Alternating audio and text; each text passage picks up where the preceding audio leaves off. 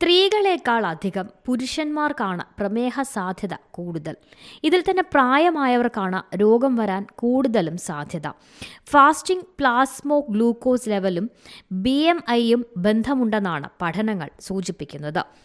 Pre diabetes എന്ന അവസ്ഥയിൽ നിന്നും ഡയബറ്റീസ് എന്ന അവസ്ഥയിലേക്ക് നയിക്കുന്ന 4 പ്രധാന ഘടകങ്ങൾ ഉണ്ടെന്നും ശരീരഭാരം അതിലൊരു പ്രധാന ഘടകം മാത്രമാണെന്നും ഗവേഷകർ പറയുന്നു.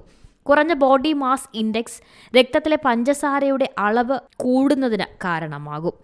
പ്രമേഹം തടയാൻ ശരീരഭാരം നിയന്ത്രിച്ചു നിർത്തേണ്ടത് വളരെ പ്രധാനമാണ്. പൊണ്ണത്തടി ഉണ്ടെങ്കിൽ ശരീരഭാരത്തിന്റെ 7% കുറച്ചാൽ പ്രമേഹ സാധ്യത 60% വരെ കുറയാം. പ്രീ ഡയബറ്റിസ് അവസ്ഥയിലുള്ളവർ രോഗം വരാതെ തടയാൻ ശരീരഭാരത്തിന്റെ 7 മുതൽ 10% വരെ കുറയ്ക്കേണ്ടതാണ്. ശരീരഭാരം എത്ര കുറയുന്നുവോ അത്രയും ഗുണങ്ങളും കൂടും.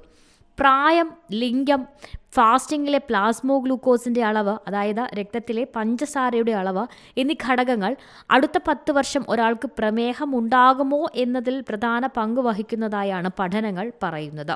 രോഗം വരാതെ തടയേണ്ടതിന്റെ പ്രാധാന്യത്തെക്കുറിച്ചും ഈ പഠനങ്ങൾ മുന്നറിയിപ്പ് തരുന്നുണ്ട്. BMI കുറഞ്ഞ ആളുകൾ പോലും പ്രമേഹ രോഗികൾ ആകാമെന്നും പഠനം സൂചിപ്പിക്കുന്നു. News desk C Malayalam news. പുതിയ വാർത്തകളും വിശേഷങ്ങളും ഇനി വിരൽ തുമ്പിൽ. എല്ലാ ഡിജിറ്റൽ പ്ലാറ്റ്ഫോമുകളിലും ഇപ്പോൾ സി മലയാളം ന്യൂസ് ലഭ്യം.